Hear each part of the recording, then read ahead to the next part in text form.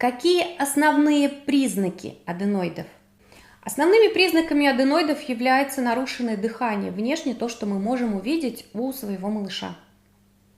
Сначала он начинает громко спать, сопеть, храпеть, открывает рот во время сна, затем он открывает рот уже во время бодрствования, и в дальнейшем он просто всегда ходит с открытым ртом, с забитым носом, гнусавит, все звуки у него растекаются, речь становится менее внятной, и все время кажется, что у него забит нос, заложен нос, и кажется, что он все время болеет. Соответственно, я за комплексное лечение. И вот когда мы назначаем препараты для снижения воспалительного процесса, когда мы ликвидируем инфекцию, но при этом мы работаем на восстановление кровотока, лимфотока, на то, чтобы в вашем черепе все было свободно, инфекция там не задерживалась, тогда мы с вами значительно эффективнее. Тогда мы можем и снизить степень аденоидов, и можем быстрее с ними справиться. И я больше скажу, если уметь это делать заранее, то мы можем вообще избежать этой проблемы. Чем дальше уходит процесс разрастания, тем больше последствий мы получаем. Во-первых, это кислородное голодание.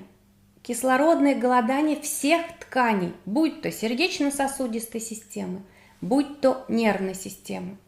С точки зрения остеопатической практики мне приходится очень много работать с детками с последствиями аденоидов. В чем это выражается? Ребенок, который не может дышать через нос, у него постоянно открыт рот. Соответственно, мышцы артикуляционного аппарата у него работают неправильно. Грубо говоря, они не выполняют своих функций. От этого меняется форма лицевого черепа.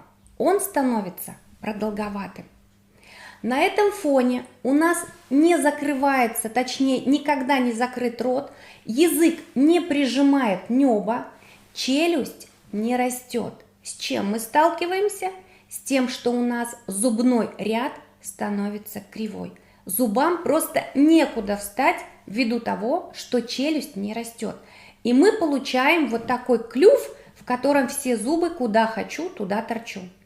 Нижняя челюсть автоматически, согласно прикусу, не может расправиться шире, потому что она по физиологии находится внутри. За счет того, что мышцы не работают и нижняя челюсть всегда находится внизу, у нас формируется дистальный прикус. То есть мало того, что лицо растет только вниз, у нас еще нижняя челюсть уходит назад, и мы получаем кучу проблем, начиная с того, что здесь не циркулирует лимфа, у нас постоянный застой в гайморовых пазухах, да? Синуситы, фронтиты, этмоидиты, это все является следствием нелеченных аденоидов. Это дети, которые не могут сосредоточиться, это дети, которые неусидчивые, это дети со всеми проявлениями кислородного голодания в голове. Это дети, которые отстают в росте и развитии, потому что в клетку не попадает питание, в клетку не попадает кислород, ввиду того, что эта физиология нарушена вот на входе лицевого черепа. И этих последствий, если в дальнейшем разбирать, на самом деле очень много. Потому что дистальный прикус формирует неправильное положение шейного отдела. А вторично это опять усугубляет кровообращение к головному мозгу, и мы опять приходим к кислородному голоданию. Аденоиды служат отправной точкой для огромного количества последствий в росте и развитии детей.